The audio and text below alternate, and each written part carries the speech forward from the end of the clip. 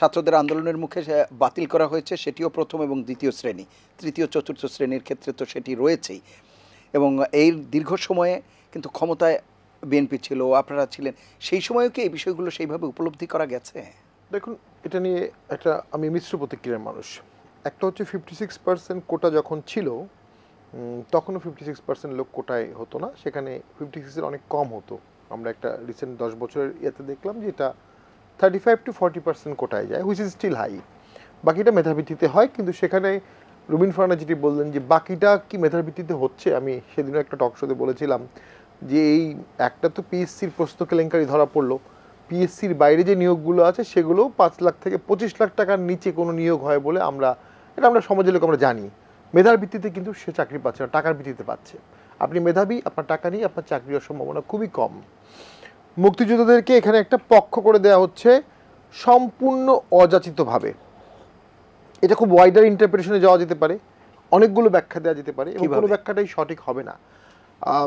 একটা হচ্ছে, আমি ব্যক্তিগতভাবে মনে করি মুক্তিযোদ্ধাদেরকে যদি কোনো সম্মাননা দেওয়া উচিত ছিল, তাহলে আর্টিকেল 29-এ একটি শব্দ দিয়ে দিলেই হতো যে রাষ্ট্র মুক্তিযোদ্ধাদের জন্য কিছু পজিটিভ ডিসক্রিমিনেশন করতে পারবে, অথবা অনগ্রসর মুক্তিযোদ্ধার জন্য, অথবা হতদরিদ্র যুদ্ধহত মুক্তির জন্য। এই দুটি লাইন দিয়ে দিলেই সমস্ত সমস্যার সমাধান হয়ে যেত। এর বাইরে পারসে আর্টিকেল 29 অন ইটস ওন মুক্তিযোদ্ধাদের জন্য এই সুবিধাটা আমি মনে করি এটার আন্ডারে দেওয়া ডিফিকাল্ট। কিন্তু আপনি যদি ওয়াইডার কনস্টিটিউশনালকে দেখেন, সব কিছুতে মুক্তিযুদ্ধের চেতনা আমাদের প্রিএম্বল থেকে শুরু করে বিভিন্ন জায়গায় আছে, সেটাকে ব্যাখ্যা করলে একটা আর্টিফিশিয়াল ব্যাখ্যা দাঁড়া করা যেতে পারে। নাও মুক্তিযোদ্ধাদেরকে যদি আমরা এই কোটা দেই, এটা কেন ক্ষতি হবে? কারণ একটা ক্লাসিফিকেশন করার সুযোগ সাংবিধানিক চর্চায় আছে। আপনি যদি দেখেন, দুটো সোর্স থেকে দুটো লোক আসছে, একটা গ্রুপ মুক্তিযুদ্ধ করেছে তাদের ফ্যামিলি, আরেকটা গ্রুপ মেধার, এই দুটো কখনো এক সোর্স না। এদেরকে ইকুয়ালি ট্রিট করতে হবে এরকম কোনো সাংবিধানিক বাধ্যবাধকতা নাই। আমি কিন্তু স্টাডি করে বলছি, একদম ক্লাস ক্রিয়েট করা যাবে যদি সোর্স ডিফারেন্ট হয়।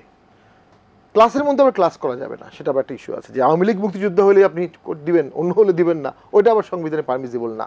না, কিন্তু ওয়াইডার ব্যাখ্যা মুক্তিযুদ্ধ সবাইকে অনগ্রসর না, অবশ্যই অনগ্রসর না। সেখানে আমি বলছি মুক্তিযোদ্ধাদের মধ্যে যারা অনগ্রসর তারা তো মুক্তিযুদ্ধ না হলেও পেতে পারে, কারণ তারা অনগ্রসর। শুধু মুক্তিযুদ্ধ হিসেবে সে কী পেতে পারে? এইটার জন্য সংবিধানকে অ্যামেন্ডমেন্ট করতে হতো আমার মতে, এবং অ্যামেন্ডমেন্ট করলে সবাই যে এটাতে খুব রুষ্ট হতো ব্যাপারটা তাও না। আরেকটা জিনিস করা উচিত ছিল, মূল ক্ষোভটা কোথায়? মুক্তিযুদ্ধ নিয়ে কিন্তু আন্দোলনকারীদের কোনো ক্ষোভ নেই, কিন্তু নাতি পুতি পাবে, আমি কথা বলে যেটা বুঝেছি আর কি, যে বাবা পেয়েছে, ছেলে পেয়েছে, নাতি সন্তান পর্যন্ত হয়তো। আবার এমন মুক্তিযোদ্ধা আছে তার বাবাও পায়নি, নাতিও পায়নি, নিজেও পায়নি, নেয়নি, এমন অনেক আছে। কয়জন মুক্তিযোদ্ধা কোঠা নিচ্ছে? এটা ভারতে যেটি আছে শিডিউল কাস্টের ক্ষেত্রে প্রত্যেক ফ্যামিলিতে একজন পাবে। একজন যদি মুক্তিযোদ্ধা হয়, তার মুক্তিযুদ্ধ লাল বার্তা নাম্বার দিয়ে তার নাম দিয়ে একজন কোটা পাবে।